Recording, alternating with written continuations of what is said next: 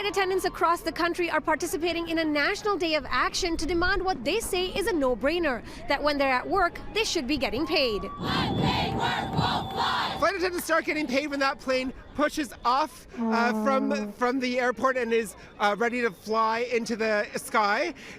Once it lands, they're also not paid. It's been a standard that's been ongoing for 70 years. The first flight attendant is paid exactly the way that we're paid here in 2023, and that has to change. Unpaid work has got to go. Hey, hey. The union representing flight attendants says they work the equivalent of almost 1 week per month without pay. So when we report for work, say 8 o'clock in the morning is my report time, I'm doing a pre-flight briefing, doing all of my safety checks, my catering. I'm not paid for that. When we're down station and passengers are deplaning, we're not paid for that as well. If there's a medical and we have to stay on board to assist, we're not paid for that either. They're required to take training as safety professionals, a good thing, but that mandatory training for almost 3/4 of them is unpaid. Flight attendants are paid 80 hours on average a month. That is well below federal minimum wage standards.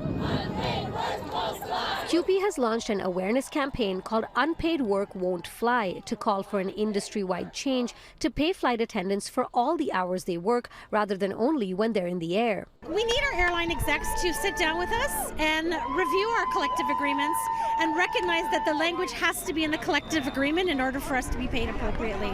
And that's where it starts. These companies need to take responsibility, but the federal government can't just sit on the sidelines either.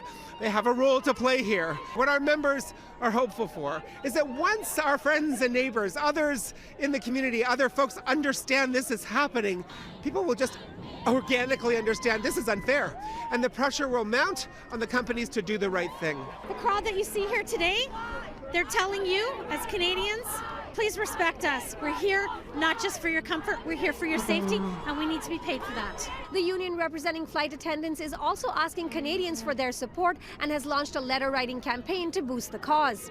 For City News, I'm Dilshad Burman.